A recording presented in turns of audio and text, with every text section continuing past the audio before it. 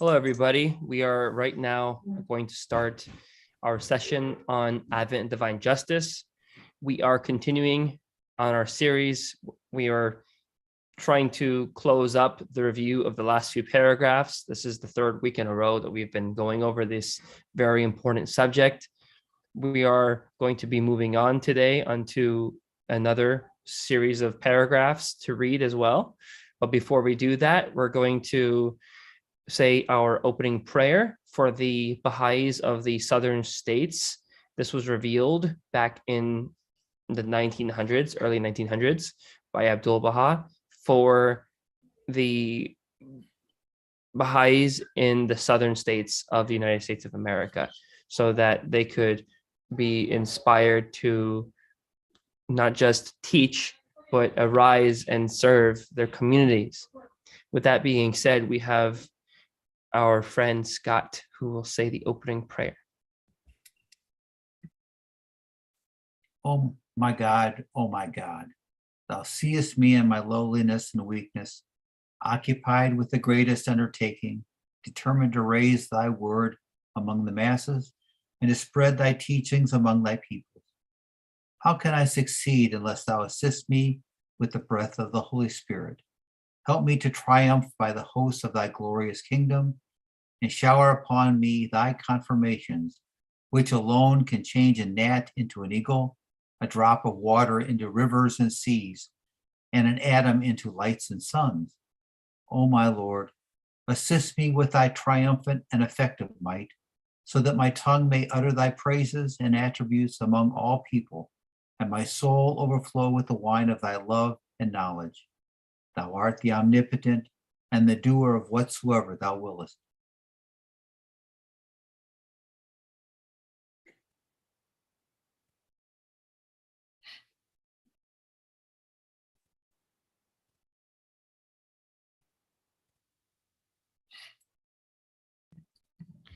Thank you so much.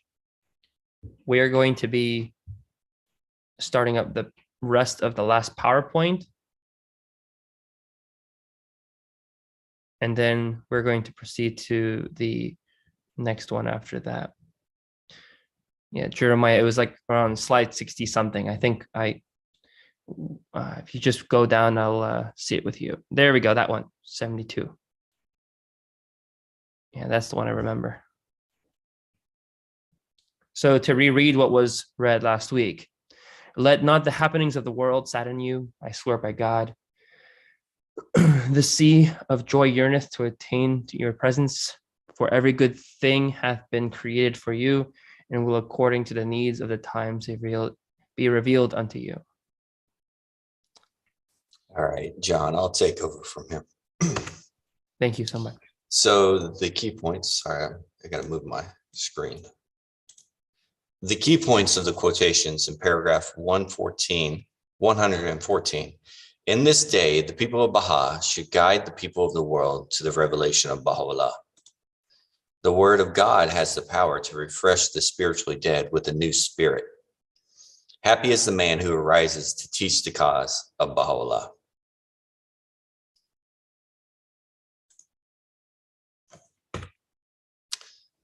And more key points are: the victory of the faith is dependent on the appearance of holy souls with good deeds and perfect wisdom. Focus your energy on the propagation of the faith. Those who can should arise to teach the faith. Otherwise, those who should appoint someone to teach on their behalf. Your main concern should be rescuing the fallen from extinction and assisting them to embrace the faith. You should manifest the signs of the one true God in dealing with your neighbor. Upon recognition of Baha'u'llah, arise to proclaim his cause. This will be better for you than the treasures of the past and future. And then this quote over here. Say, teach ye the cause of God, O people of Baha. For God hath prescribed unto every one the duty of proclaiming his message, and regardeth it as the most meritorious of all deeds. And then another quote from the Gleanings of the Writings, page 31. Arise and proclaim unto the entire creation the tidings that he who is the all-merciful hath directed his steps towards the Ridvan and entered it. Guide then the people unto the garden of delight, which God hath made the throne of his paradise. We have chosen thee to be our most mighty trumpet, whose blast is to signalize the resurrection of all mankind. And then continuation of key points. The beginning of the book of existence will be adorned with those who have suffered tribulations in the path of Baha'u'llah and have traveled through countries to proclaim his cause. Vie with each other in the service of God and his cause. Do not grieve at the things you see in this day, as the day will come when all nations proclaim that the earth is God's. It's an interesting, I've always found that particular quote, vie, to be very emphatic. It's like a very weighty word. And really the concept is, it itself is very weighty that we should, if we're going to compete, which we're told we should be operating from a level of cooperation, but if we're going to compete, we should compete with each other in the service of God and his cause. So that's just something of note. Blessed is any spot where mention of God is made. Movement for the sake of God exerts influence. If but an iota of that which is ordained for the steadfast were to be disclosed, all in heaven and on earth would be dumbfounded, except those who have been exempted by God. That which is ordained for those who aid the cause of Baha'u'llah surpasses all the treasures of the earth. And this is what a lot of Baha'is teach their children as some of the first prayers and really quotes to learn from the writings. Blessed is the spot. It's usually sung, but I'm not going to sing. Blessed is the spot and the house and the place and the city and the hearts and the mountain and the refuge and the cave and the valley and the land and the sea and the island and the meadow where mention of God hath been made and his praise glorified. Anyone who makes mention of Baha'u'llah will receive divine inspiration. If any man defends the cause in his writings, he will be so honored in the next world that the concourse on high will envy him. Baha'u'llah hopes that all are strengthened to carry out the will of God and are assisted to appreciate the rank conferred on those who arise to serve him. This is a sign of his mercy that no one can rival the people of Baha. O son of being, make mention of me on my earth, that in my heaven I may remember thee. Thus shall mine eyes and thine be solaced.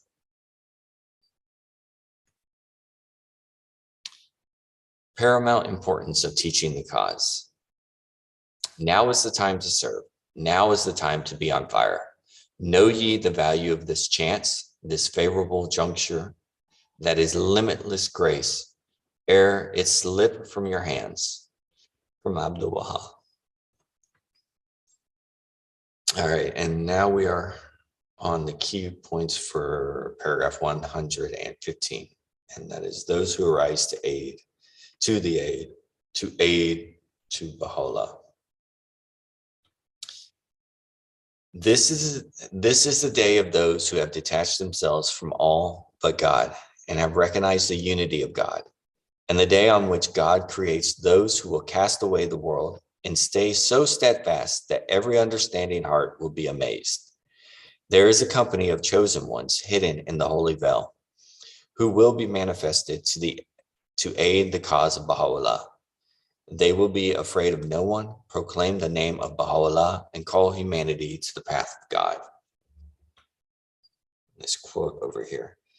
The holy realities of the concourse on high yearn in this day in the most exalted paradise to return unto this world, so that they may be aided to render some service to the threshold of the Apa kingdom, and arise to demonstrate their servitude to his sacred threshold. So this is in reference to the previous manifestations, and that would be Jesus, Moses, Muhammad, the Buddha.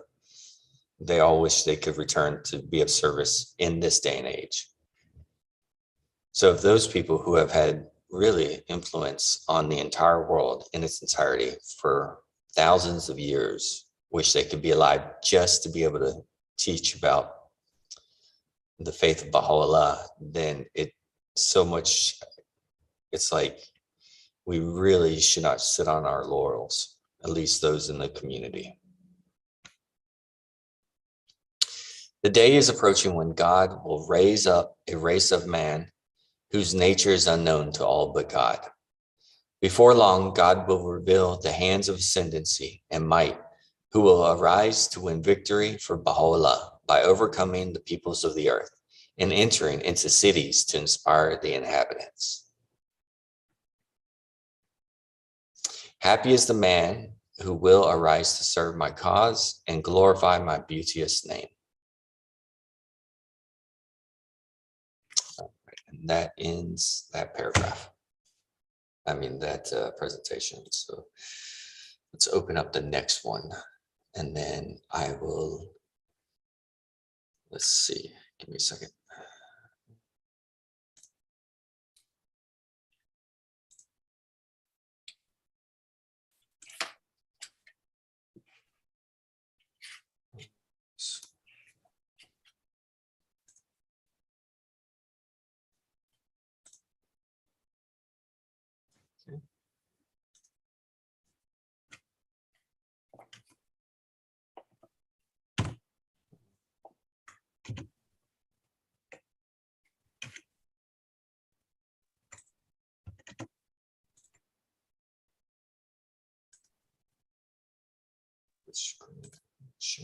This one. Okay, we are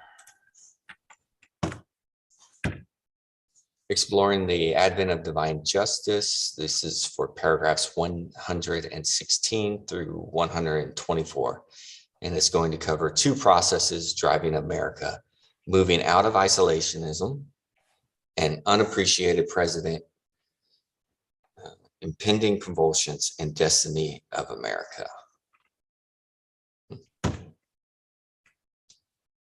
Scott, would you read this first one, and I'll go next.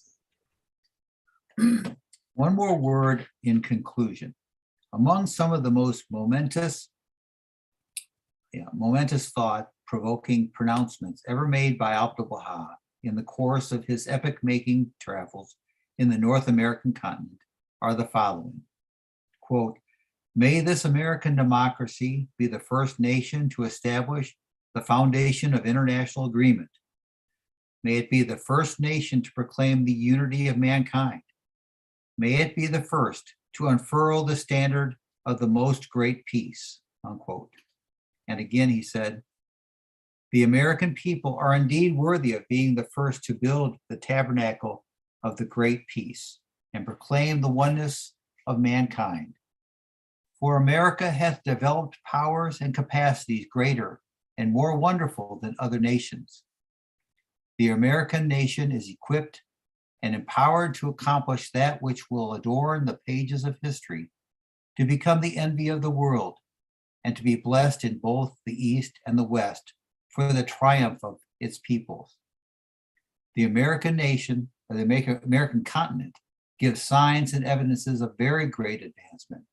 Its future is even more promising, for its influence and illumination are far-reaching.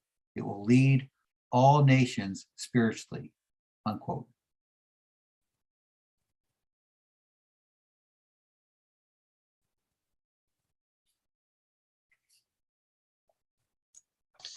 The creative energies mysteriously generated by the first stirrings of the embryonic world order of Baha'u'llah have, as soon as released within a nation destined to become its cradle and champion, endowed that nation with the worthiness and invested it with the powers and capacities, and equipped it spiritually to play the part foreshadowed in these prophetic words.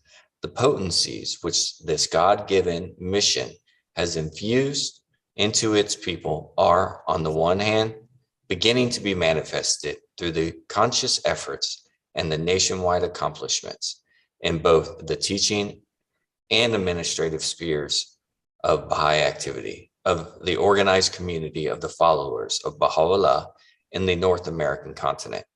These same potencies, apart from, yet collateral with these efforts and accomplishments, are, on the one hand, sensibly shaping, under the impact of the world political and economic forces, the destiny of that nation, and are influencing the lives and actions of both its government and its peoples. Can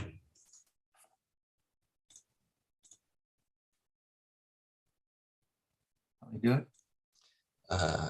Yes, please. Okay.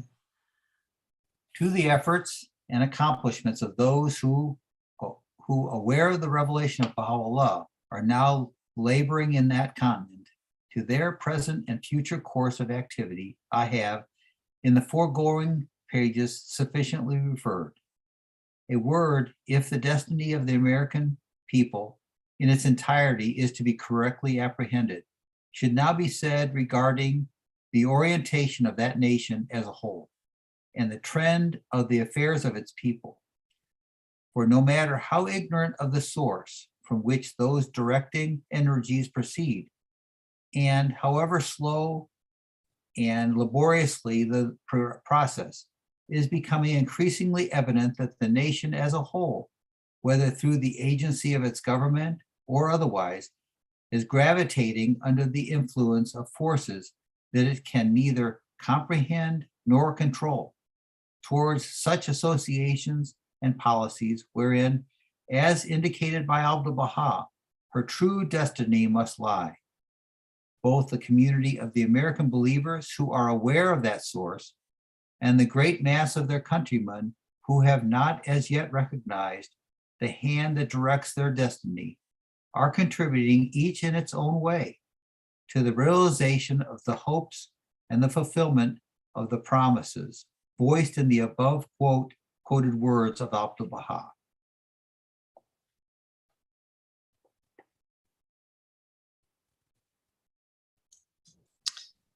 Paragraph 119.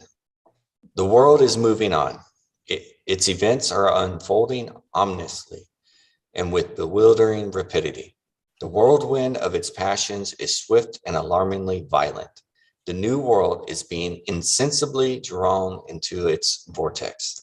The potential storm centers of the earth are already casting their shadows upon its shores. Dangers undreamt of and unpredictable threaten it both from within and from without.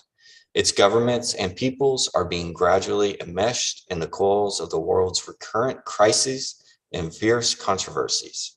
The Atlantic and Pacific Oceans are, with every acceleration in the march of science, steadily shrinking into mere channels. The great republic of the West finds itself particularly and increasingly involved. Distant rumblings echo menacingly in the ebullitions of its people. On its flanks are ranged the potential storm centers of the European continent and of the Far East. On its southern horizon, there looms what might conceivably develop into another center of agitation and danger.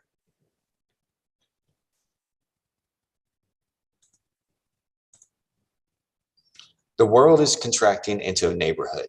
America, willingly or unwillingly, must face and grapple with this new situation.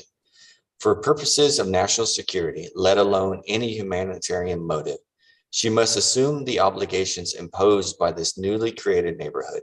Paradoxical as it may seem, her only hope of extricating herself from the perils gathering around her is to become entangled in that very web of international association, which the hand of an inscrutable providence is weaving.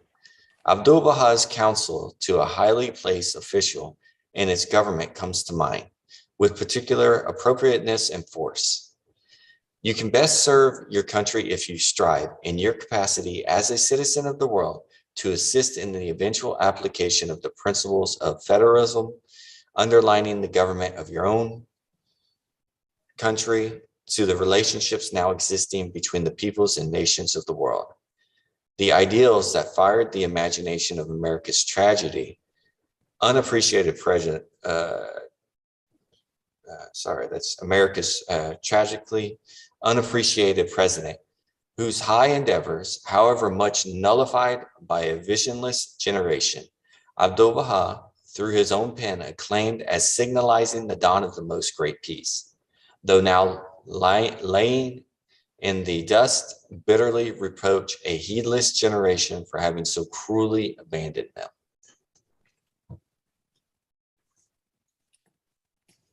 Okay. That the world is beset with perils. The dangers are now accumulating and are actually threatening the American nation. No clear-eyed observer can possibly deny. The earth is now transformed into an armed camp. As much as 50 million men are either under arms or in reserve. No less than the sum of 3 billion pounds is being spent in 1 year on its armaments. The light of religion is dimmed and moral authority disintegrating. The nations of the world have, for the most part, fallen a prey to battling ideologies that threaten to disrupt the very foundation of their dearly won political unity. Agitated multitudes in these countries seethe with discontent, are armed to the teeth, are stampeded with fear, and groan beneath the yoke of tribulations engendered by political strife, racial fanaticism, national hatreds, and religious animosities. Quote, "The winds of despair," Baha'u'llah has unmistakably affirmed, "are, alas, blowing from every direction, and the strife that divides and afflicts the human race is daily increasing. The signs of impending convulsions and chaos can now be discerned," quote, unquote.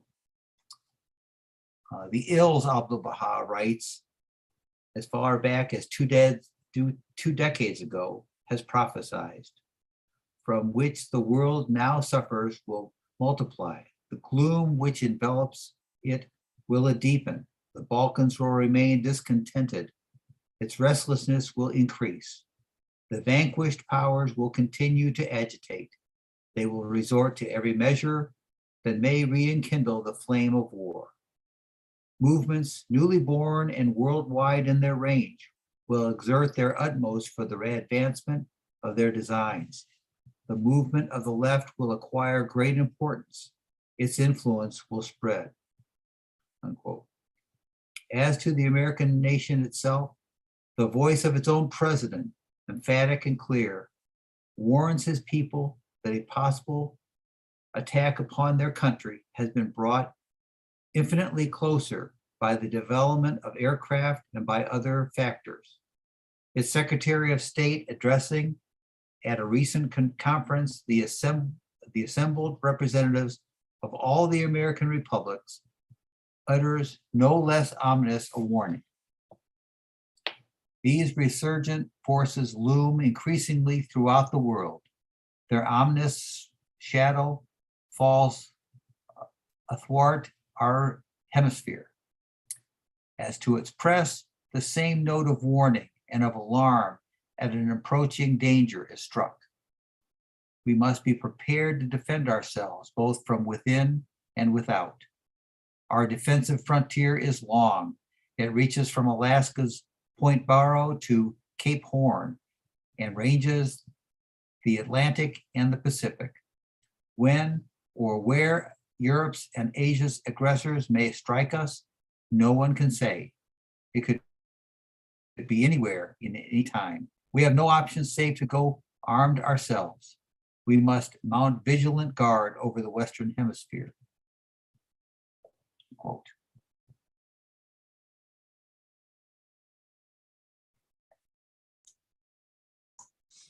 In paragraph 121, the distance that the American nation has traveled since its formal and categorical repudiation of the Wilsonian ideal, the changes that have unexpectedly overtaken it in recent years, the direction in which world events are moving, with their inevitable impact on the policies and the economy of that nation, are to every Baha'i observer, viewing the developments in the international situation in the light of the prophecies of both Baha'u'llah and Abdul Baha, most significant and highly instructive and encouraging.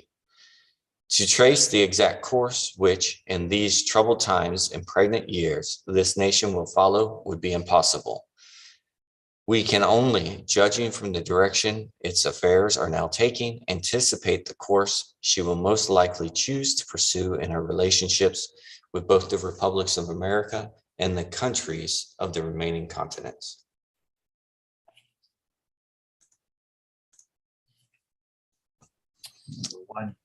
Paragraph 122. Closer association with these republics on the one hand, and an increased participation in varying degrees on the other in the affairs of the whole world as a result of recurrent international crises appear as the most likely developments which the future has in store for that country. Delays must inevitably arise, setbacks must be suffered in the course of that country's evolution towards its ultimate destiny. Nothing, however, can alter eventually that course, ordained for it by the unerring pen of Abdul Baha. Its federal unity having already been achieved and its internal institutions consolidated, a stage that marked its coming of age as a political entity, its further evolution as a member of the family of nations must, under circumstances that cannot at present be visualized, steadily continue. Such an evolution must persist until such time when that nation will, through the active and decisive part it will have played in the organization and peaceful settlement of the affairs of mankind, have attained the plenitude of its power and functions as an outstanding member and component part of a federated world.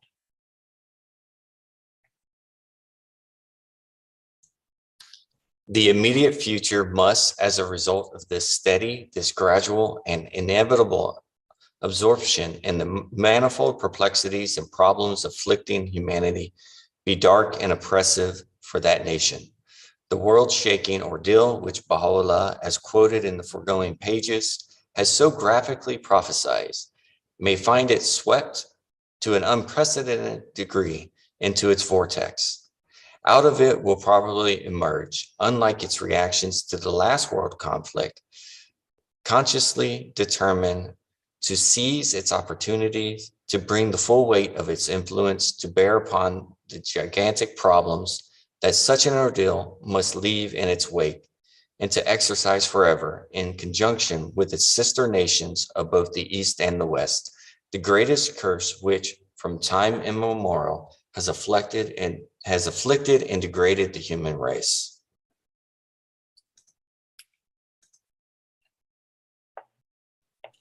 And paragraph 124. Then and only then will the American nation, molded and purified in the crucible of a common war, inured to its rigors and disciplined by its lessons, be in a position to raise its voice in the councils of the nations, itself lay the cornerstone of a universal and enduring peace, proclaim the solidarity, the unity, and the maturity of mankind, and assist in the establishment of the promised reign of righteousness on earth. Then and only then will the American nation, while the community of the American believers within its heart is consummating its divinely appointed mission, be able to fulfill the unspeakably glorious destiny ordained for it by the Almighty, and immortality enshrined in the writings of Abdul Baha. Then and only then will the American nation accomplish, quote, that which will adorn the pages of history, become the envy of the world, and be blessed in both the East and the West, unquote. Signed, Shoghi Effendi, December 25th, 1938. All right. So this was the introductions to the paragraphs 116 to 124. In the final paragraphs of the Advent of Divine Justice, the beloved guardian focuses on the future and destiny of the American nation to become the first nation to build the tabernacle of the great peace and proclaim the oneness of mankind, and to lead all nations spiritually as foretold by Abdu'l-Baha. Shoghi Effendi explains that their role will unfold through various stages. Two factors that will force the American nation to abandon its current isolationism. On the one hand, the continuing deterioration of the world political situation, and on the other hand, the advances in travel and communication that will bridge the distances between the American continent and other parts of the world. The immediate future for America will be dark and oppressive. Though the crisis prophesied by Baha'u'llah, this nation will emerge determined to seize its opportunity, and in conjunction with its sister nations in both the East and West, will solve the colossal problems of the world. So the major key points that we should try to take away from this is the capacities and powers of America have been generated as a result. The creative energies of the world order of Baha'u'llah released within this nation. The God-given capacities conferred on the American nation are manifested through two distinctive processes. The followers of Baha'u'llah in America manifest these capacities by building the Baha'i administrative order and teaching the faith. And number two, these same capacities affect the American government and its people and shape the destiny of the nation under the influence of the world political and economic forces. So does anyone have any questions about this? Or I find it interesting that the second point, the American government and its people, they're affected by it nonetheless, whether or not they understand it or believe it.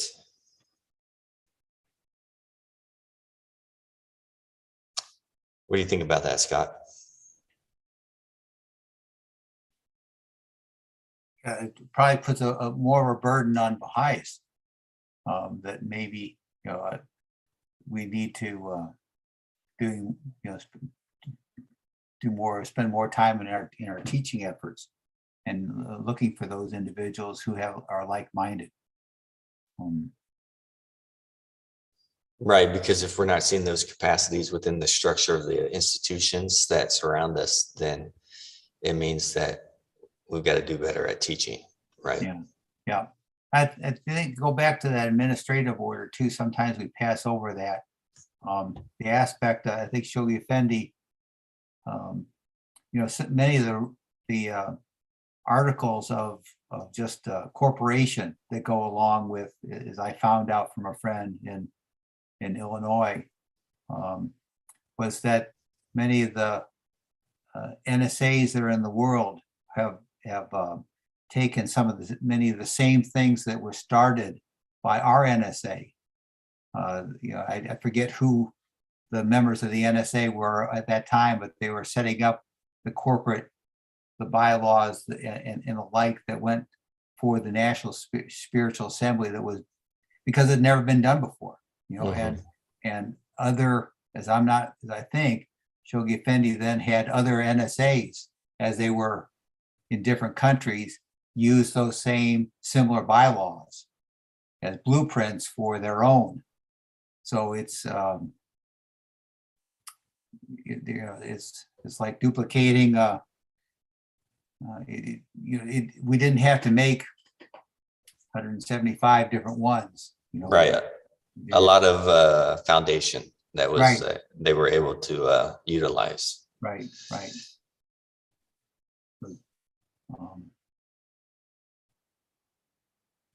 And it's true. That's something that probably, everyone thinking about it then or working on it at that point in time, probably it didn't seem like that big of a deal. But, and yet it becomes a bigger deal because the rest of the world is able to access it. And Yeah. So more points are: Abdu'l-Baha advised the very high government official that the best way for him to serve his country was to contribute towards applying the principle of federalism, underlining the American government to the nations of the world.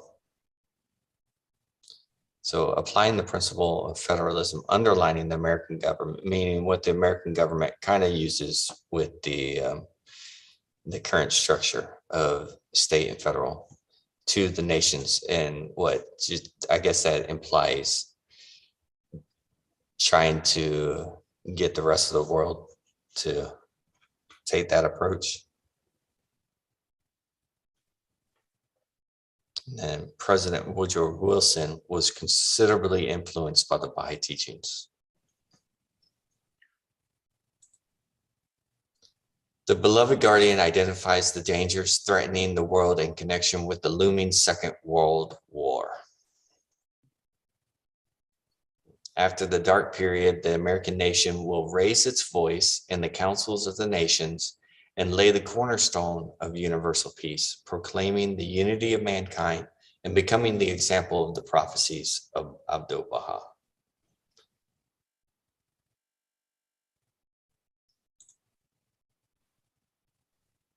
So 2 processes driving America. In paragraphs 116 to 118, the beloved guardian highlights the destiny of the American people, views in the context of the utterances made by His Holiness Abdu'l-Baha. Abdu'l-Baha is quoted that the American democracy will be the first nation to establish international agreements, which you were mentioning earlier, Scott, announce the unity of mankind, and unfurl the banner of the most great peace. And the irony about it is this: at the same time we learn in some of the earlier paragraphs in the same book or letter, how much animosity or prejudice, and some of the social things that go on in this same country, and yet the faults that come along with with our country that we need to work on is also the country that will, maybe through those problems, establish the international agreements. We have the United Nations. Who would have thought at this time, other than Shoghi Effendi, that we would have something called the United Nations 8 years later, 10 years later. We talk about the prejudice and biases, and yet we're kind of a total of all of the individuals in the world. We've got their DNA or their offspring live in this country more than most countries. So that, while we may have real problems with civil rights and still have to work on it, America will come out and has expressed this. It's interesting that something that just came to mind is, when there was a research study done with young babies between the ages of 4 months to 1 year. And the question that people were asking was, at what point does the motor process begin? And what they came to realize is that babies as young as 4 months are able to actually walk. Like, the mechanics are already there to walk. The problem is they don't have the actual physical strength to do the exercise itself.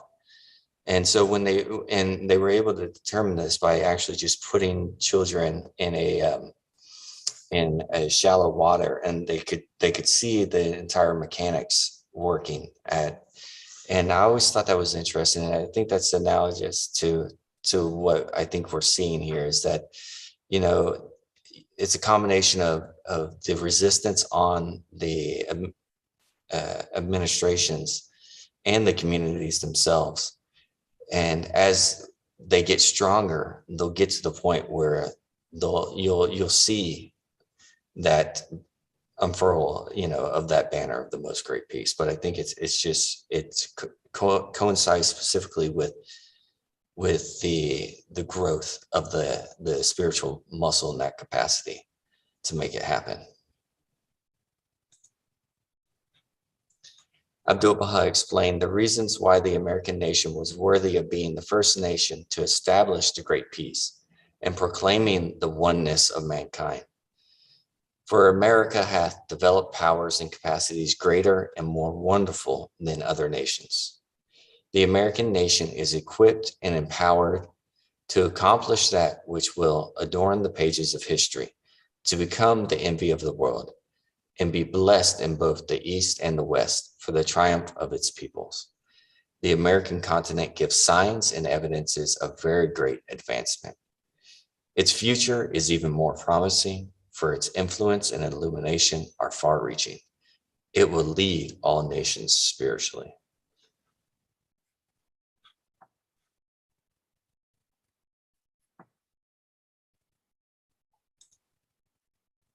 In paragraph 117, the beloved guardian explains that the capacities and powers referred to by Abdu'l-Baha for America were generated as the result of the creative energies of the world order of Baha'u'llah. Being released within this nation, the God-given potentialities conferred on the American nation are manifested through two distinct processes. In the first process, the followers of Baha'u'llah in America are manifesting these capacities by building the Baha'i administrative order and teaching the faith. In the second process, these same capacities are affecting the American government and its people and shaping the destiny of the nation under the influence of world political and economic forces. So again, it's kind of reiterating in the previous paragraph as well.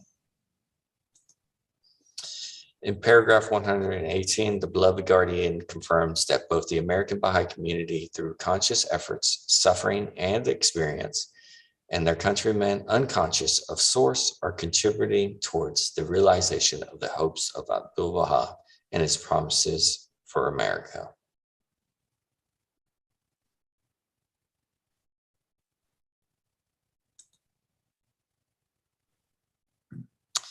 In a letter dated June 5th, 1947, the beloved guardian highlights the nature of these processes.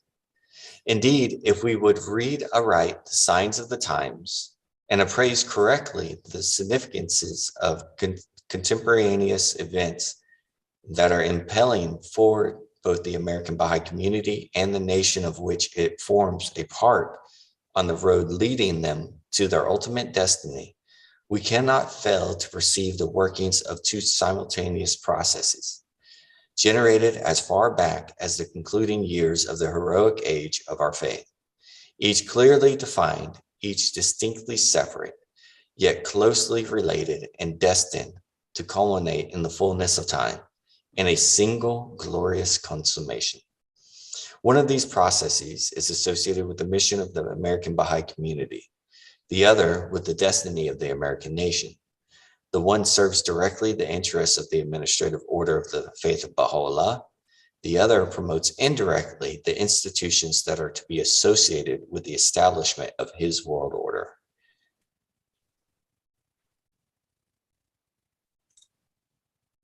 These two processes are similar to the concept of the major and minor plans of God.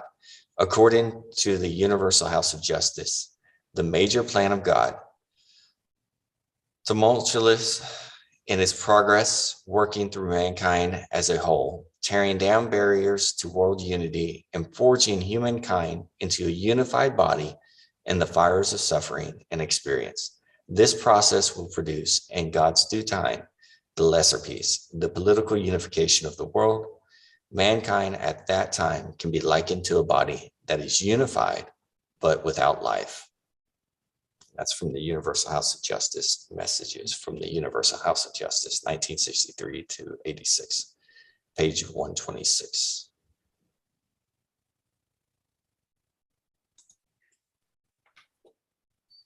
Here's a little chart.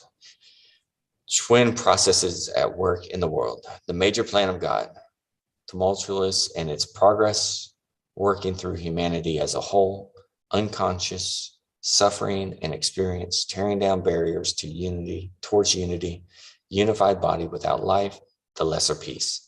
The minor plan of God, working through the Baha'i community, conscious of the source, detailed instructions, continuing divine guidance, breathing life into body, creating true unity and spirituality, the most great peace.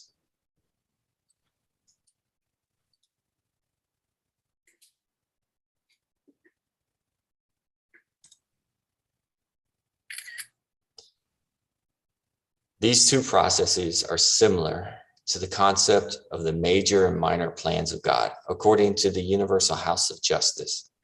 The minor plan of God, the task of breathing life into this unified body, of creating true unity and spirituality, culminating in the most great peace, is that of the Baha'is, who are laboring consciously with detailed instructions and continuing divine guidance to erect the fabric of the kingdom of God on earth, into which they call their fellow men, thus conferring upon them eternal life. So the two great processes at work in the world, the major plan of God, and that it's through humanity as a whole, unconscious of the source or direction, the lesser peace, political unification, ceasefires, etc. And then the minor plan of God, through the Baha'is, consciously detailed instructions, continuing divine guidance, the most great peace, the kingdom of God on earth, the golden age, Baha'i world commonwealth. So I have a question. Let's see. And Scott or Gilbert or John, please jump in here. For the longest time, I didn't realize, I had always associated the major plan of God as like that heaven on earth concept. But seeing it in this context has really kind of done a 180 in my understanding.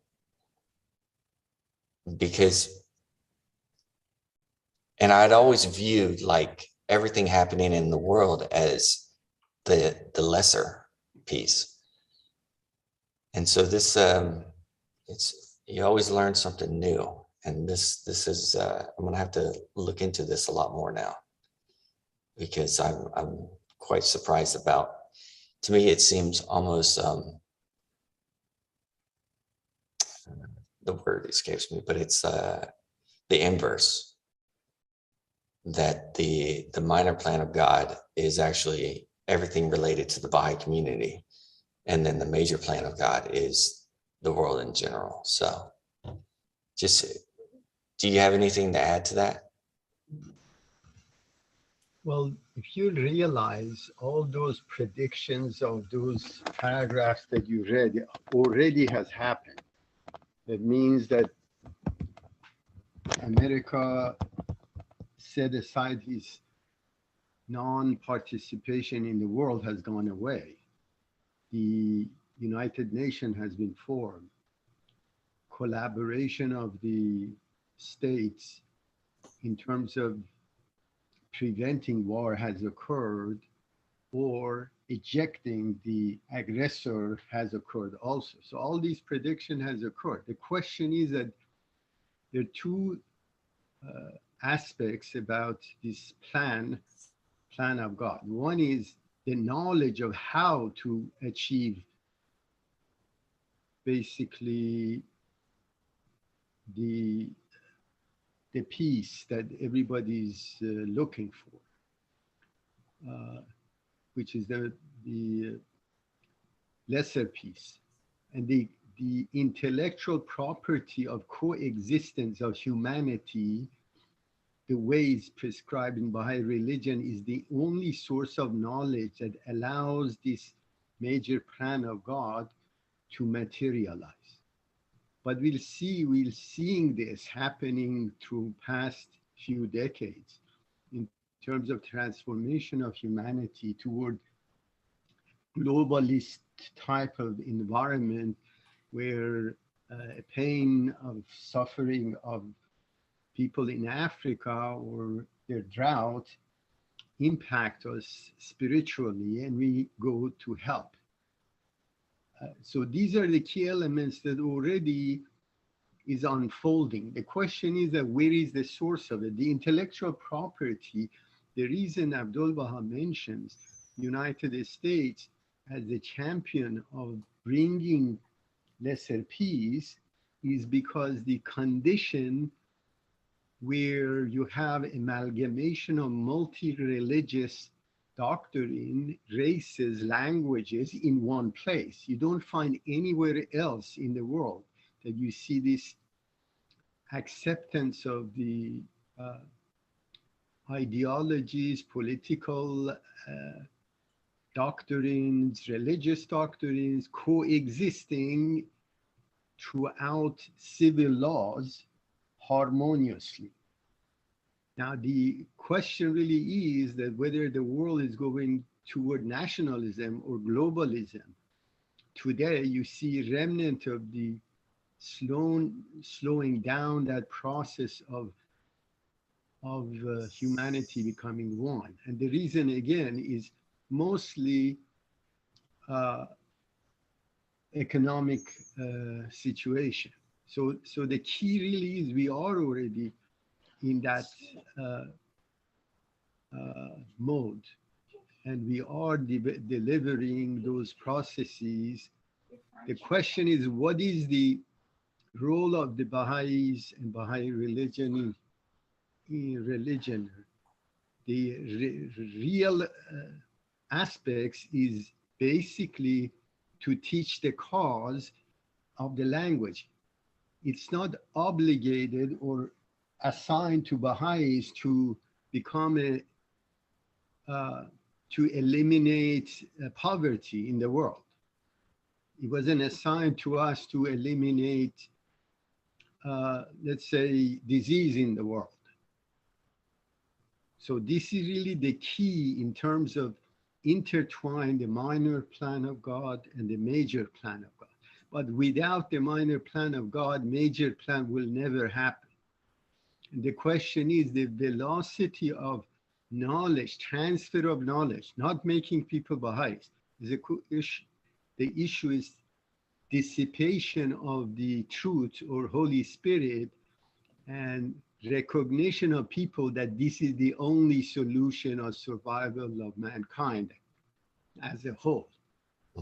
But we are in that route. The question is those two processes of nationalism and globalism that are in conflict is showing signs of visible conflict currently. But the reality doesn't change. The sources of these, the knowledge of getting to that lesser peace is given and released through Baha'u'llah, through the Holy Spirit. And people around the world are recognizing that that's the only solution. The question is whether it had the power enough to basically go around the process and adhere to the process to save the world. And currently we're in these two processes of construction and destruction. It's, I guess my point, and I totally follow what you're saying. I had never seen it in this context. It took me seeing this actual slide for a lot of what had seemed somewhat confusing for a number of years to me to make more sense, because I had always, this concept of the lesser peace and the most great peace, I had always seen as two distinct epochs. But in this context, it's simultaneous. And so it makes much more sense. So it's neat. This is a very good slide. That's all I'm saying, I guess. All right. During the 1930s, the memory of the tragic losses during the First World War and the Great Depression pushed public opinion and government policies towards isolationism. Such an orientation meant non-involvement in European and Asian conflicts, as well as international politics. This, however, did not stop America maintaining its interest in Latin America, the Atlantic and Pacific Oceans. Securing America from the East and the West assisted the country to maintain its isolation from European conflicts. In paragraph 119, the beloved guardian explains that in light of the deterioration of the world political situation on all fronts and steady shrinking of the travel world, steadily shrinking of the travel world, the American nation would not be able to continue its isolationism, and it has no option but to play a more active role in world affairs. This could be driven either by national security or humanitarian motives. The beloved guardian cites the counsels of Abdu'l-Baha to a very high government official that the best way for him to serve his country was to contribute towards applying the principle of federalism, underlining the American government to the nation of the world. This was the ideal that President Woodrow Wilson tried unsuccessfully to achieve. And it says over here a definition of federalism. The principle of federalism is the division of power among a central government and several regional governments. By spreading the powers throughout the different states, the framers of the Constitution built a stronger, more effective national government while preserving the existing states and the concept of local self-government. In paragraph 119, Shoghi Effendi refers to President Woodrow Wilson as an unappreciated president whose ideals were repealed by a visionless generation. Woodrow Wilson, 1856 to 1924, was the 28th president of the United States who served 2 terms from 1913 to 1921. He was an advocate of world peace and is ranked one of the greatest presidents of the U.S. President Wilson tried to keep the United States neutral during World War I, but ultimately called on Congress to declare war against Germany in 1917, when German submarines attacked U.S. merchant ships. After the war, he helped to develop a peace treaty that included the establishment of the League of Nations as part of the Treaty of Versailles. The Senate did not agree to the United States being a member of the League of Nations. Despite this, President Wilson was awarded the Nobel Peace Prize in 1919.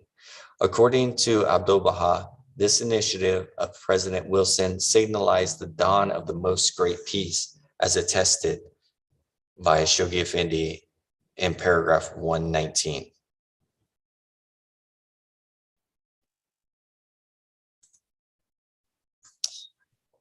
In one of Abdu'l-Baha's tablets, he makes mention of President Wilson stating, "The President of the Republic, Dr. Wilson, is indeed serving the kingdom of God, for he is restless and strives day and night that the rights of all men may be preserved, safe and secure, that even small nations, like greater ones, may dwell in peace and comfort under the protection of righteousness and justice.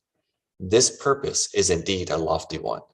I trust that the incomparable providence will assist and confirm such souls under all conditions." And that's from selections from the writings of Abdu'l-Baha, page 108. Sorry. Jeremy, Yeah, go ahead.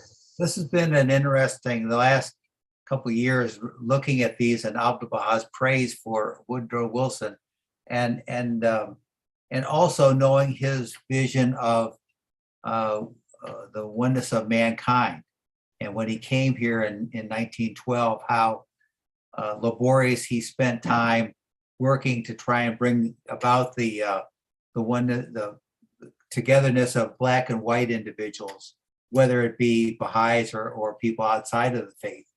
And to know that, you know, in history, you find out that that I did not learn in school, have recently, that, Woodrow Wilson was also from the South, was a firm segregationist, and had his challenges. There were race issues that he and Abdu'l-Baha would see totally different, in my opinion, my understanding. I wasn't there, but from reading things, and so it's interesting. Is this has been a challenge to see? I forget the word that Abdu'l-Baha had used. This, an important, unappreciated president, and so it's appreciating one aspect of an individual, and maybe not mentioning the other parts that may not be appreciated as much, or maybe not. We all have our good points in our lives, and maybe not so good points, and we maybe this is an example that we have to. No one wants to see have everybody see us in our worst days, but it sounded like for 8 years there's things that President Wilson probably certainly didn't help racial issues in the country, and yet this was an interesting. The League of Nations, was it more important? I don't know. Is it a part of bringing the world closer together? Maybe make it safer. I don't know. Just been interesting for me as the more I learn about racial issues and history that I didn't learn in school. That I'd always heard these positive things from Abdu'l-Baha about Woodrow Wilson, never thinking that there was some racial part of his personality. Yeah, I mean, it all comes back to the quote, and I don't know it off the top of my head, but what is it? You say if a person has 10 bad qualities and one good one, focus on the one, right?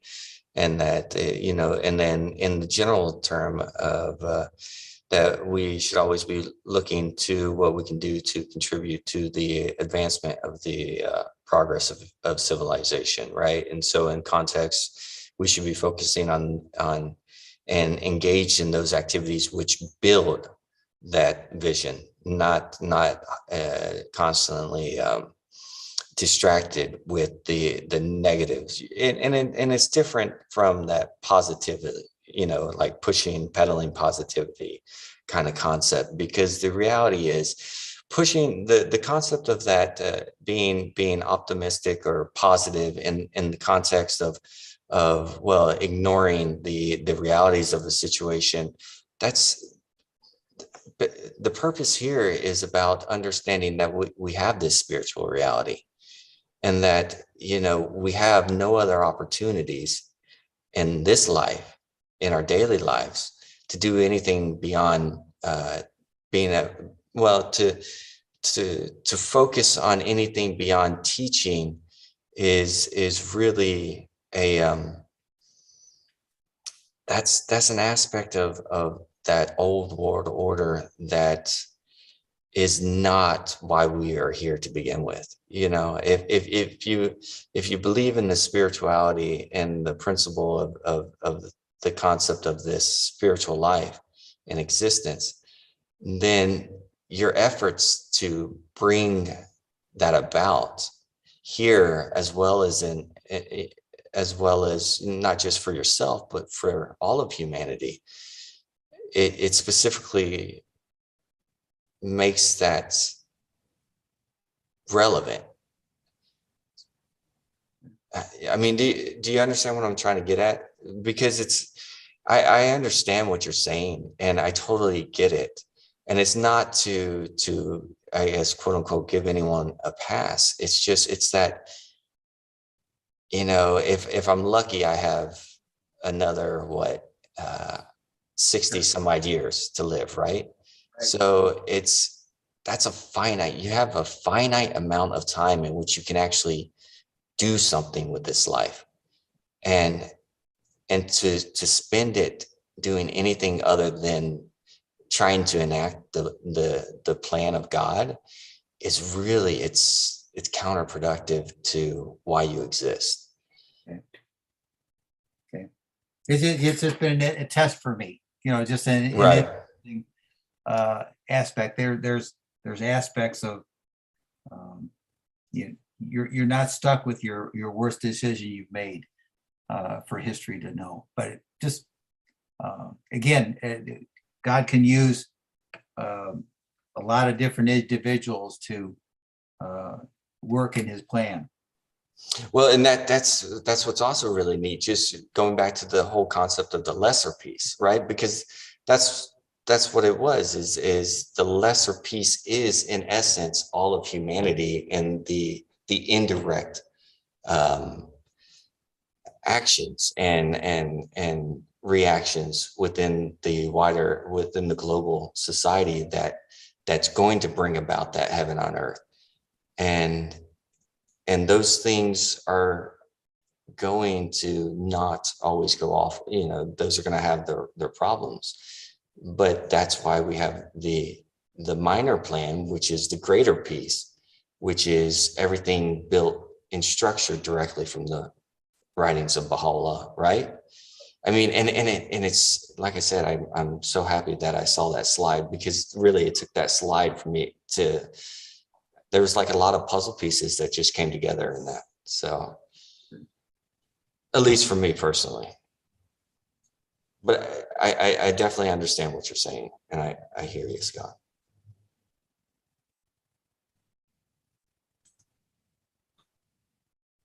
And we have a video. I might have to stop the screen share because I didn't do the audio. So give me a second. Okay.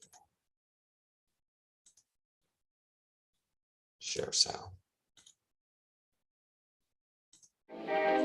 Do you hear the audio?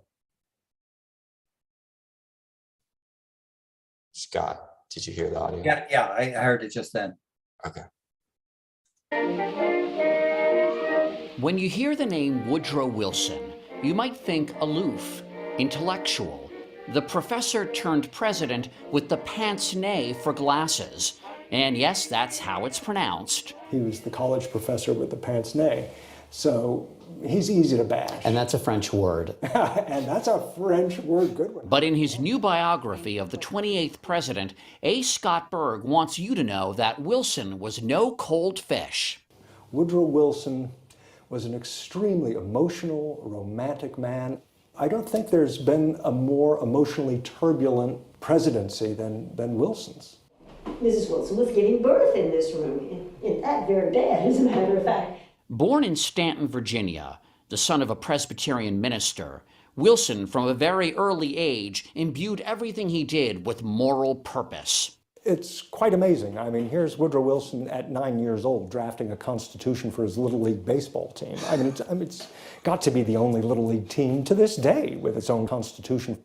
For college, he ventured north to New Jersey, to what would become Princeton University. Is it true that when he got to Princeton as an undergraduate, he had never heard the Star-Spangled Banner? That's true. He had never heard it. He was a Southern boy. He would return to Princeton as its president, transforming what had become something of a country club into a first-rate university. The political bosses of New Jersey took notice and made him an offer he couldn't refuse. To run for governor of New Jersey, which at the time is perhaps the most corrupt state in the Union. I think you can take the perhaps out of. In 1910, the very corrupt Democratic machine of very corrupt New Jersey says, who is the squeaky cleanest man in all of New Jersey we could run as our puppet? But Wilson would be nobody's puppet. He does get elected, and the first thing he does is kick out the machine. And now everybody in the country is saying, who is this? Within 2 years, he was elected to the White House. Turned out our only president with a PhD knew how to connect with the masses. He never spoke down. He always raised the audience to his level. This had a magical effect, especially on the uneducated, because they felt better about themselves for having heard him and understood him. We want to establish a real partnership between all the people and the federal government. Wilson didn't just go to the people. He went to Capitol Hill, becoming the first president in 110 years to address Congress in person. He would do so 25 times in his first term alone. His progressive agenda sailed through. The establishment of the Federal Reserve, the 8-hour workday, workman's comp. But on one issue, he was decidedly unprogressive. Under his watch, the District of Columbia and the federal government were segregated racially. It was a big backward step. Woodrow Wilson didn't invent segregation, but he certainly institutionalized it in the government offices in Washington, D.C., which in effect sanctioned segregation throughout the country. By 1914, the world was at war. The U.S. remained neutral at first. Meanwhile, Wilson's own world was crumbling. His wife, Ellen, lay dying. There's a moment where he's literally writing a letter to the heads of state in Europe saying, must you really proceed with war? He's writing that with one hand and holding his dying wife's hand with the other. But only months after her death, Wilson would fall madly in love with Edith Bowling. She was the first woman with a driver's license in the District of Columbia. She had wheels. She had wheels, yeah. Wilson lobbied hard for her. Who has time to write 3 love letters a day while the world is falling apart? Well, Woodrow Wilson made the time, he would tell you, and that this was more important because he couldn't serve as president unless he had the woman he loved, basically. Wilson wooed her during long drives. This was his 1919 Pierce Arrow. This was his car. It was part of the White House fleet. It's really nice. It's very comfortable. It is. Edith became the second Mrs. Wilson. And she was very buxom. She was buxom, yes, yes. And don't think Sigmund Freud didn't make a lot of that when he wrote about Wilson and his marriage. Is that right? He did. That he needed kind of like a mothering thing? Absolutely. Wilson was reelected as the man who kept us out of war. But within weeks of his second inauguration, he would declare, the world must be made safe for democracy.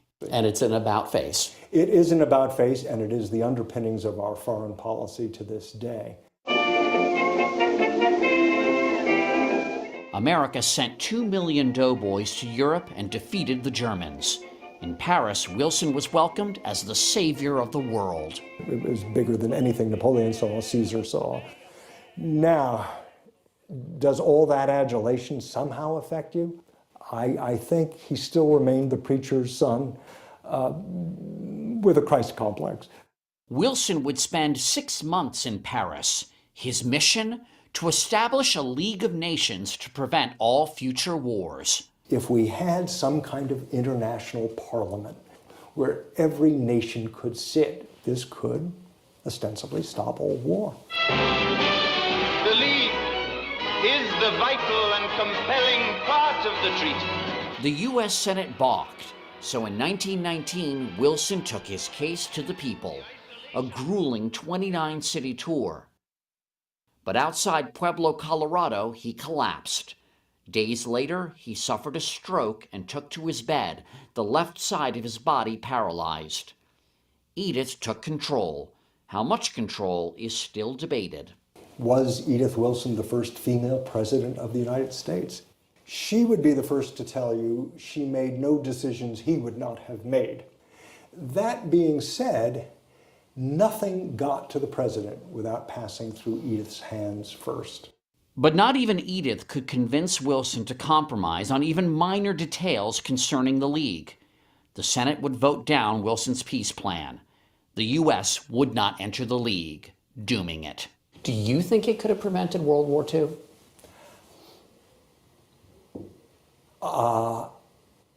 Yeah, I'll go on record. I think a League of Nations, Wilson's League of Nations, could have stopped World War II. A controversial take on a controversial president whose influence is with us today. We stand in the presence of an awakened nation. Plainly, it is a new age. The most lasting piece of the Wilson legacy has to be that one line, the world must be made safe for democracy. For good or for bad, That really, though, has become the foundation of our foreign policy. And whenever this country even thinks of intervening in Syria or in Egypt or Iraq or wherever, it started with Wilson. It's really that Wilson notion that there is a moral obligation.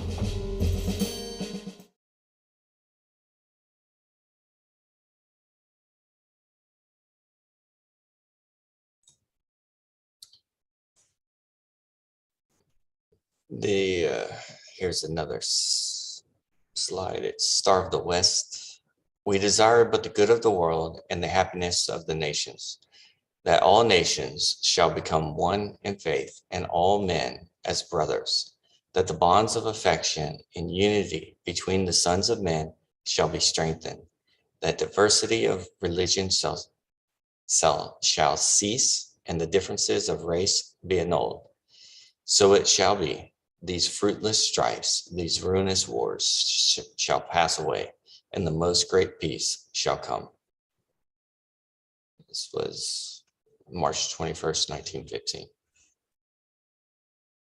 The example of America must be a special example.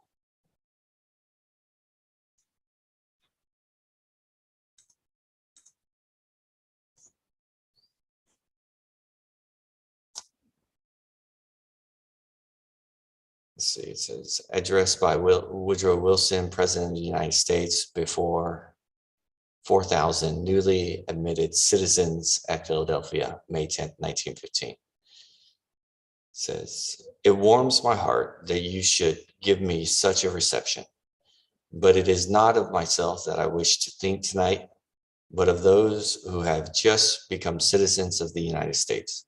This is the only country in the world which experiences this constant and repeated rebirth. This country is constantly drinking strength out of new sources by the voluntary association with it of great bodies of strong men and forward-looking women. And so, by the gift of the free will of independent people, it is constantly being renewed from generation to generation by the same process by which it was originally created. It is as if humanity had determined to see to it that this great nation, founded for the benefit of humanity, should not lack for the allegiance of the people of the world. You have just taken an oath of allegiance to the United States, of allegiance to whom? Of allegiance to no one unless it be to God. Certainly not of allegiance to those who temporarily represent this great government. You have taken an oath of allegiance to a great ideal, to a great body of principles, to a great hope of the human race. You have said, we are going to America not only to earn a living, not only to seek the things which it was more difficult to obtain where we were born, but to help forward the great enterprises of the human spirit, to let men know that everywhere in the world there are men who will cross strange oceans and go where a speech is spoken which is alien to them, knowing that whatever the speech, there is but one longing and utterance of the human heart, and that is for liberty and justice. And while you bring all countries with you, you come with a purpose of leaving all other countries behind you, bringing what is best of their spirit, but not looking over your shoulders and seeking to perpetuate what you intended to leave in them. I certainly would not be one even to suggest that a man cease to love the home of his birth and the nation of his origin. These things are sacred and ought not to be put out of our hearts. But it is one thing to love the place where you were born, and it is another thing to dedicate yourself to the place to which you go. You cannot dedicate yourself to America unless you become in every aspect, in every respect, and with every purpose of your will, thorough Americans. You cannot become thorough Americans if you think of yourselves in groups. America does not consist of groups. A man who thinks of himself as belonging to a particular national group in America has not yet become an American. And the man who goes among you to trade upon your nationality is no worthy son to live under the stars and stripes. My urgent advice to you would be not only always to think first of America, but always also to think first of humanity.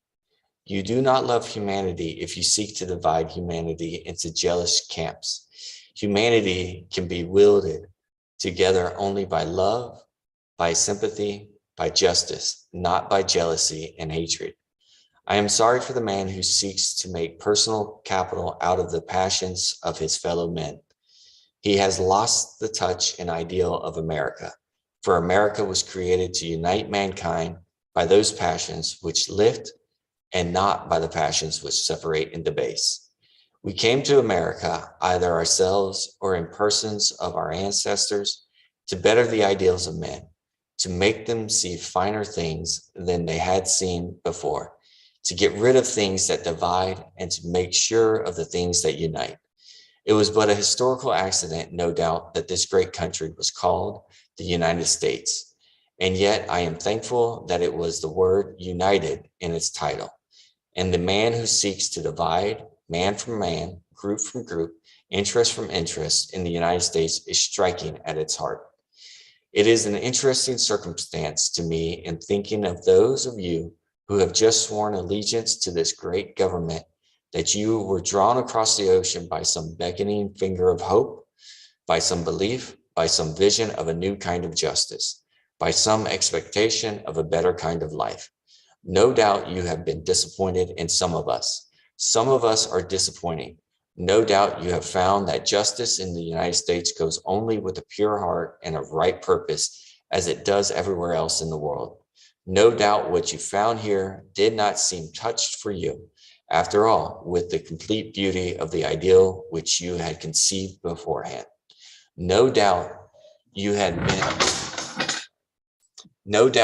been disappointed in some of us. Some of us are disappointing. But remember this, if you had grown at all poor in the ideal, you brought some of it with you. A man does not go out to seek the thing that is not in him.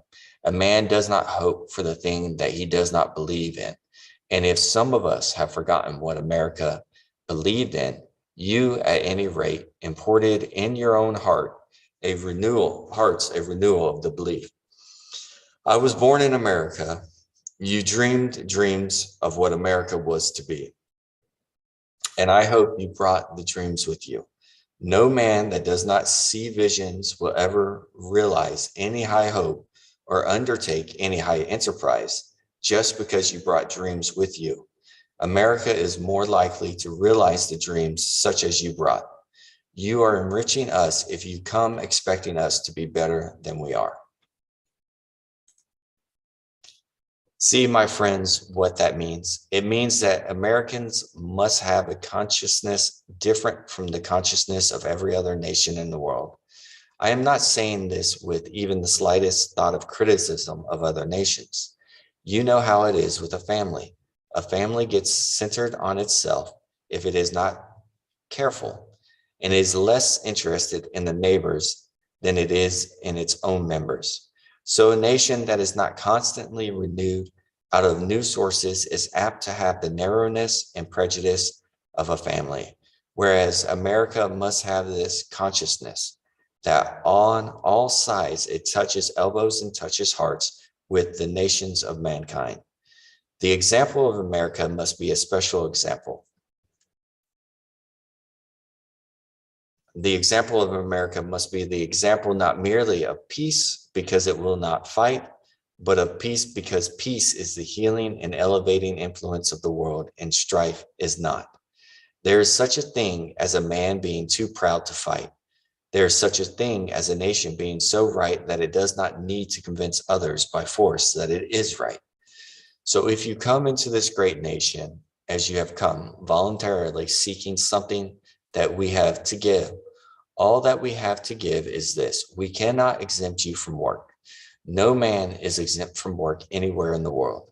I sometimes think he is fortunate if he has to work only with his hands and not with his head. It is easy to do what other people give you to do, but it is difficult to give other people things to do. We cannot exempt you from work. We cannot exempt you from the strife and the heartbreaking burden of the struggle of the day. That is common to mankind everywhere. We cannot exempt you from the loads that you must carry. We can only make them light by the spirit in which they are carried. That is the spirit of hope. It is the spirit of liberty. It is the spirit of justice. When I was asked, therefore, by the mayor and the committee that accompanied him to come up from Washington to meet this great company of newly admitted citizens, I could not decline the invitation. I ought not to be away from Washington, and yet I feel that it has renewed my spirit as an American. In Washington, men tell you so many things every day that are not so, and I like to come and stand in the presence of great body of my fellow citizens, whether they have been my fellow citizens a long time or a short time, and drink, as it were, out of the common fountain with them, and go back feeling that you have so generously given me the sense of your support and the living vitality of your hearts, of its great ideals which made America the hope of the world. Scott, would you mind reading this, please? The Advent of Divine Justice paragraphs, paragraph 10. A world torn with conflicting passions and perilously,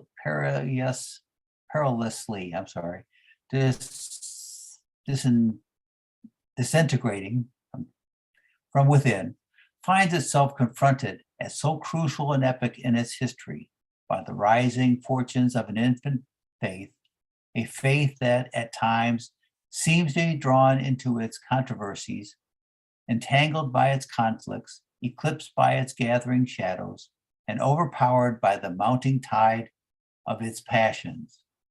In its very heart, within its cradle, at the seat of its first and venerable temple, in one of its hitherto flourishing and potentially powerful centers, the as yet unemancipated faith of Baha'u'llah seems indeed to have retreated before the onrushing forces of violence and disorder to which humanity is steadily falling a victim. The strongholds of such a faith, one by one and day after day, are to outward seeming being successfully isolated, assaulted, and captured. As the lights of liberty flicker and go out, as the din of discord grows louder and louder every day, as the fires of fanaticism flame with increasing fierceness in the breasts of men, as the chill of irreligion creeps relentlessly over the soul of mankind, the limbs and organs that constitute the body of the faith of Baha'u'llah appear, in varying measure, to have become afflicted with the crippling influences that now hold in their grip the whole of the civilized world.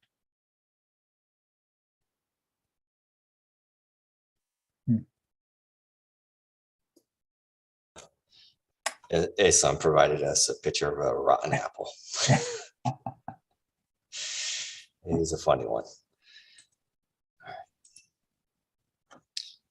The beloved guardian refers to the effect on the Baha'i cause of the world's degeneration, an effect that becomes more and more evident as the lights of liberty flicker and go out, as the din of discourse grows louder and louder every day, as the fires of fanaticism flame with increasing fierceness in the breasts of men, as the chill of irreligion creeps relentlessly over the soul of mankind.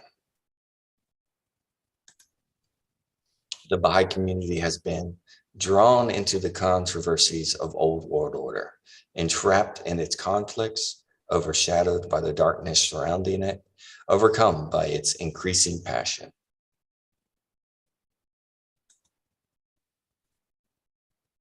In paragraph 120, the beloved guardian identifies the dangers threatening the world at that time. In particular, about 50 million men were either in military service or in the reserves. The world spent £3 billion annually on armaments. It'd be interesting to see how much grown accounting for inflation, but I'd like to have that number. I can't look it up right now, but accounting for inflation from what, 1930s to here, 3 billion pounds. The light of religion was dimmed and moral authority was breaking up. The world nations had become victims to battling ideologies, threatening their political unity. The citizens of countries were discontented with politics, were armed to the teeth, were stampeded with fear, and groaned beneath the yoke of tribulations engendered by political strife, racial fanaticism, national hatreds, and religious animosities.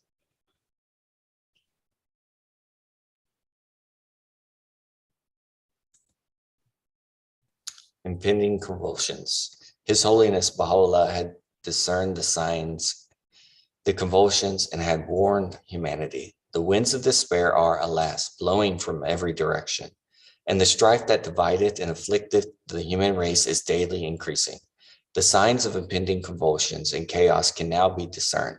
Inasmuch as the prevailing order appeareth to be lamentably defective, I beseech God, exalted be his glory, that he may graciously awaken the peoples of the earth, may grant that the end of their conduct may be profitable unto them, and aid them to accomplish that which seemeth their station. Gilbert, you still with us?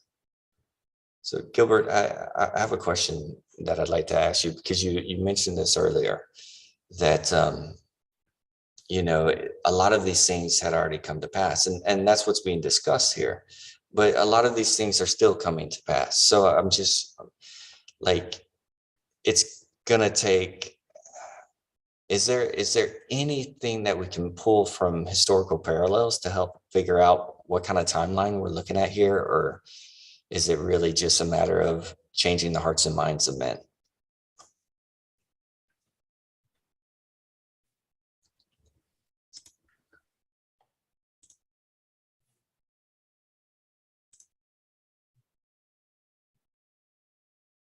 Well, what do you think, Scott? Yeah, I don't think we've learned the lesson. I think it's always someone else that's the problem.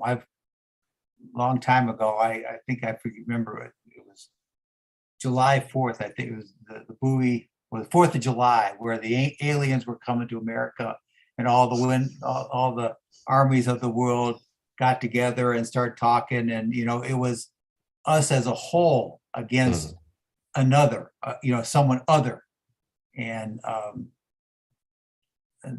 looking at the history of the wars, we've always made others, the Japanese, into animals of some kind, monkeys, or we characterize people as being terrible people. Right now, we're looking at Russians as people who have killed citizens, done terrible things that we ourselves are incapable of. We would never do something like this. Our individuals, that's in the mind when we find others. So until we find that we are somewhat of some of the problems, and that it can be other people, but it's also ourselves. Right. Some characteristics of our own selves that we have to eat at, that we have to work on. We'll always be able to blame someone else, and it'll be someone else. We have to somehow change our own defectiveness also, in my opinion. Yeah. We haven't learned that yet. That's why they keep on having the problems. But we haven't learned that because specifically, I think we haven't taught humanity that their spiritual purpose. Right. That's how I see it. I mean, it's the others, this concept of the others, that we see others as the others, whereas in reality, there is such a thing doesn't exist. And until the faith of God is taught to all of humanity, it's going to be what's that expression? It's going to be a tough road to hoe. Yeah. Right. We don't fear God. many people don't believe in God and or a higher being than us, and we worship money. We worship gold and or the power that comes with that, and thinking that when we die, that's it. They will. At least I got my share. And not necessarily. We don't even. Many people, even my age, we look at our grandchildren and children. What are we going to leave them? And it's more and more people are thinking, well, I can't do anything, but you can. And these conferences of ourselves that we're doing, we're trying to build at least a small group in our little areas that we can work on, let that grow. So the impending convulsions. Such warnings were connected with the looming Second World War.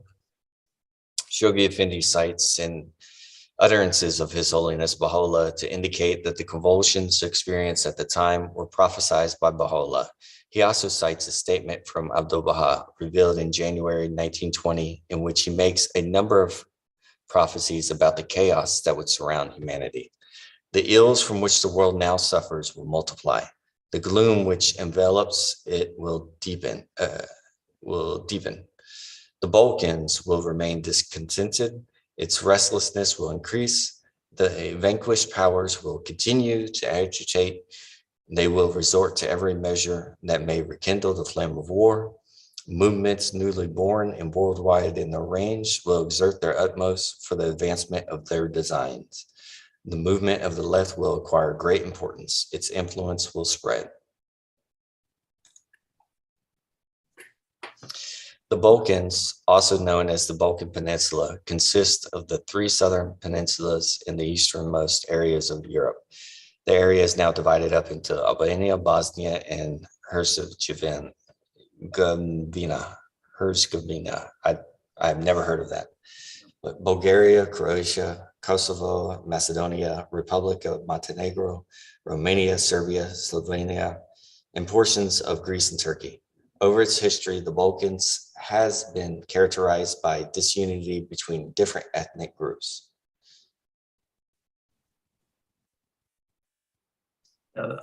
Serbia and Bosnia and Herzegovina and Kosovo, I think, were parts of Yugoslavia.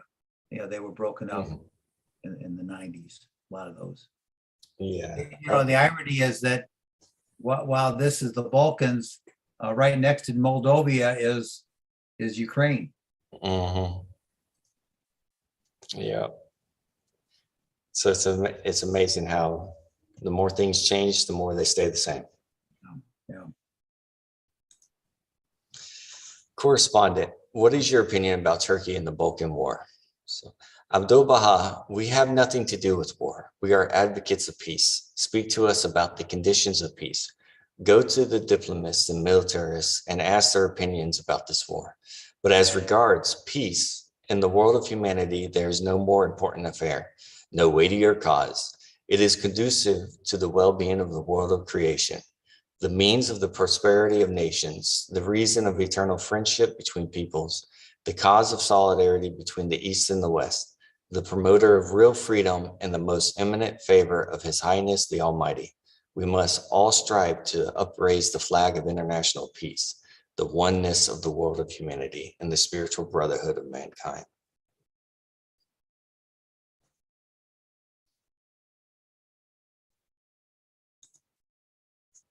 Shoghi Effendi provides some explanation on these prophecies made by Abdul Baha in a message dated 4 June 1947.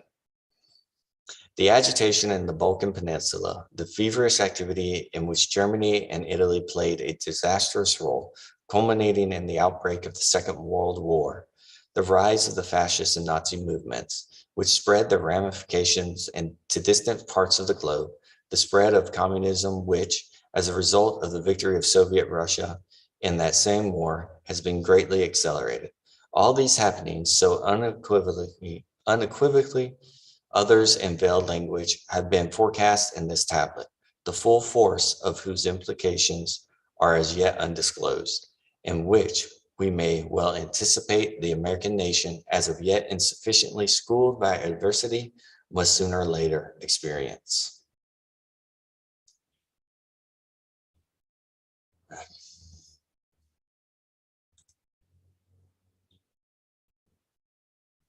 The statement of Shoghi Effendi indicates that vanquished powers is a reference to Germany and Italy. The newly born movements are fascism and Nazism, and the movement of the left refers to communism.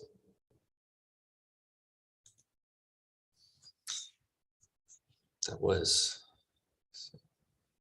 so let's go back a second. Okay. Yeah, just changed the picture. In the remaining of the paragraph 120, the voice of its president is a reference to President Franklin D. Roosevelt, who was elected in 1933 and served 4 terms as the president of the United States until his death in 1945. The Secretary of the State at that time was Cordell Hull, 2nd October 1871, 23rd July 1955, who served in that position for 11 years from 1933 to 1944.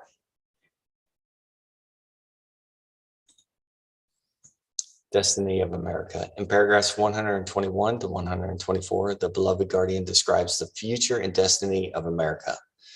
Shoghi Effendi states that it is rather difficult to identify the exact course that the American nation will follow in the coming years. It is, however, possible to anticipate the direction in which it will follow in relationship with its neighbors and other parts of the world. A closer relationship with its neighbors and greater involvement in the world of affairs will be unavoidable.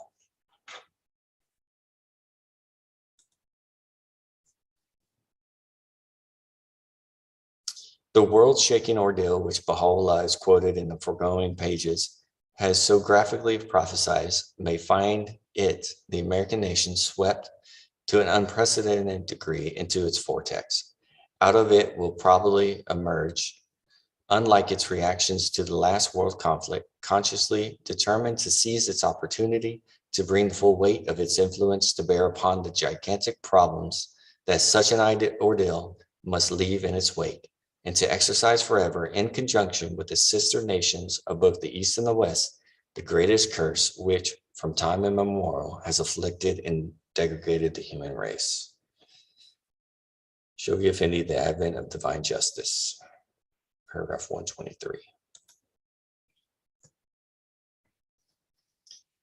And then this is from Citadel of Faith, page 43. As the fabric of present-day society heaves and cracks under the strain and stress of portentous events and calamities, as the fissures accentuating the cleavage separating nation from nation, class from class, race from race, and creed from creed, multiply, the prosecutors of the plan must evince a still greater cohesion in their spiritual lives and administrative activities, and demonstrate a higher standard of concerted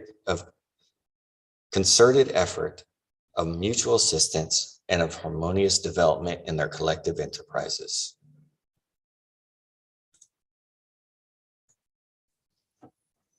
We stand on the threshold of an age whose convulsions proclaim alike the death pangs of the old order and the birth pangs of the new. From The Unfoldment of World Civilization, page 169. The world is at a breaking point. This pandemic has been likened to an X-ray, revealing fractures in the fragile skeleton of the societies we have built. It is exposing fallacies and falsehoods everywhere.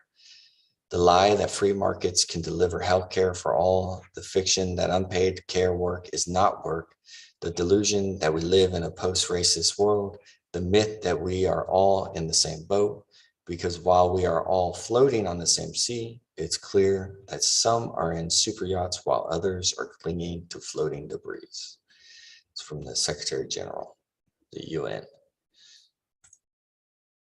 The continent of America is in the eyes of the one true God, the land wherein the splendors of his light shall be revealed, where the mysteries of his faith shall be unveiled, where the righteous will abide and the free assemble. America has become renowned for her discoveries, inventions, and artistic skills, famous for equity of government and stupendous undertakings. Now may she also become noted and celebrated as the herald and messenger of universal peace. Setbacks and delays will occur, but the evolution of this great nation towards its spiritual destiny will foretold in the prophecies of Abdu'l-Baha will continue until the time when America assumes a leading role in the peaceful settlement of the affairs of mankind, and it attains its station as an outstanding member of a federal world. The immediate future is dark and oppressive for the American nation. Though the crisis prophesied by His Holiness Baha'u'llah, this nation will emerge determined to seize its opportunities, and in conjunction with the sister nations in both the East and the West, will solve the gigantic problems of the world. Scott, can you pick up and read, please?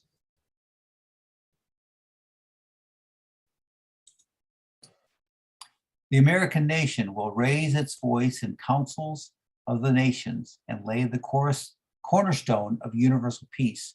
It will proclaim the unity of mankind and achieve the destiny foretold in the prophecies of Abdu'l-Baha, in which it will adorn the pages of history and become the envy of the world.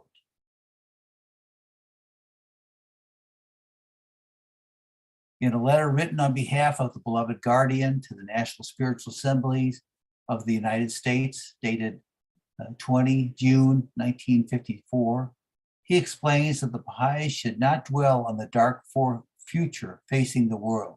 Quote, he has been told that some of the friends are disturbed over reports brought back by the pilgrims concerning the dangers facing America in the future, whenever another world conflagration breaks out. Quote, he does not feel that the Bahá'ís should waste time dwelling on the dark sides of things. Any intelligent person can understand from the experiences of the last World War, and keeping abreast of what modern science has developed in the ways of weapons for any future war, that big cities all over the world are going to be in tremendous danger. This is what the Guardian has said to the pilgrims, unquote. Written on behalf of Shoghi Effendi in Lights of Guidance, page 134.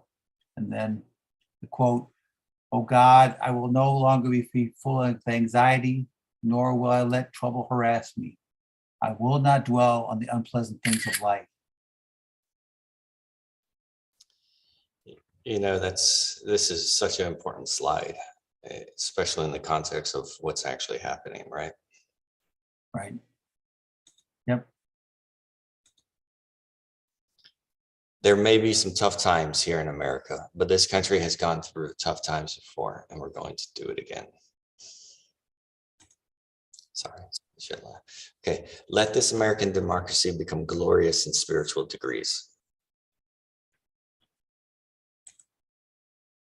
The same test comes again in greater degree until it is shown that a former weakness has become a strength and the power to overcome evil has been established. So that's what the world's having. They're just having the same test. Yeah, yeah. I think that this is an aspect that we, just like any bad habit we have, this unfortunately, this is a bad habit that costs many, many thousands of lives when we make a mistake.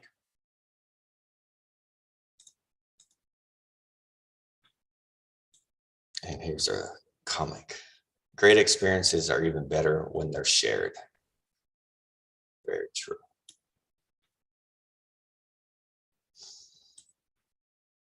I think. Yeah, thank you for, wow. It's been a long journey, but really well worth it. Thank you, guys. Thank you. That was quite a bit to go through. I appreciate your assistance in helping to get through that, Scott. Thank you. Yeah, thank you very much. Very appreciated. Thank you for putting all this on. I know there have been dozens and dozens of people in here, or maybe hundreds, that have watched this. And I really on their behalf, wanted to thank you guys for being here on a regular basis, and for need to get, I'm frozen there. That's all right. I hear you. Sometimes my internet is frozen. Well, Yeah. we appreciate you joining us, Scott. You know, we're just trying to do our little bit, right? Yeah. Which is actually what it's all about.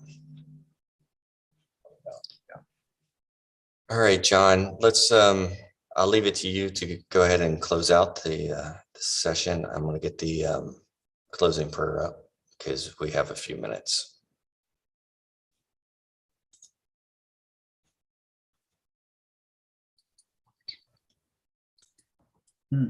All right, thank you. So we discussed a lot, and you know that we have another week ahead of us. We're going to continue. We finished the session today, and are there any last points? For me, as I think Jeremiah well put it, it's the subject of focusing on this future ahead of us, not in the sense of dread, but in the sense of purpose and action. So a lot of this has been, especially in the past, about consciousness and awareness, becoming aware of things. Religion has been about that. You'll find a lot of people in the past would, go into the public square and scream about it. Well, that's not what we're here to do. We're not here to go and scream about things. This is a session that's available for us to learn, for those who want to learn. And it's directed towards our action. Learning so we can act on what we've learned. And common purpose, working together to achieve a common goal. So all of this is outcome oriented, and hopefully as this dark future ahead of us unfolds, we have every reason to grow together and to produce the bright spots that will be the defining moments of the lives of those we touch. So I do not see the prayer. Oh, here we are.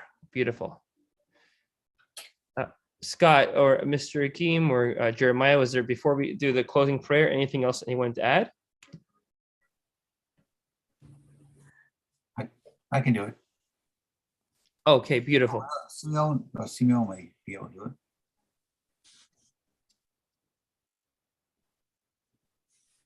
John, I just want to include that just like the COVID, and we had the COVID shots to save the humanity. Now we have the conferences, the global conferences that we're having is going to save the humanity. And it's just that we have to strive, we have to work hard to make these conferences to be the best. And we're going to have future conferences after that. And that's how you're going to have mass inter-reply troop we're going to have. So please don't be disappointed. We're going to have a good conferences, and it's going to change the whole thing around. Thank you for that input. Just remember, though, it won't matter if we don't actually do anything. So there's the action component. Meeting in the conference is nice until you don't do anything with it. So it's important that we think of the action component, and conversations to find our common purpose and act on it together is integral to what you were just mentioning.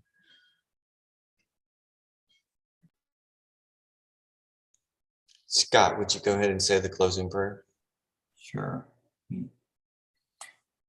Oh my God, thou seest me in my lowliness and weakness, occupied with the greatest undertaking, determined to raise thy word among the masses and to spread thy teachings among thy peoples. How can I succeed unless thou assist me with the breath of the Holy Spirit? Help me to triumph by the hosts of thy glorious kingdom, and shower upon me thy confirmations, which alone can change a gnat into an eagle, a drop of water into rivers and seas, and an atom into lights and suns. O my Lord, assist me with thy triumphant and effective might, so that my tongue may utter thy praises and attributes among all people, and my soul overflow with the wine of thy love and knowledge. Thou art the omnipotent and the doer of whatsoever thou willest.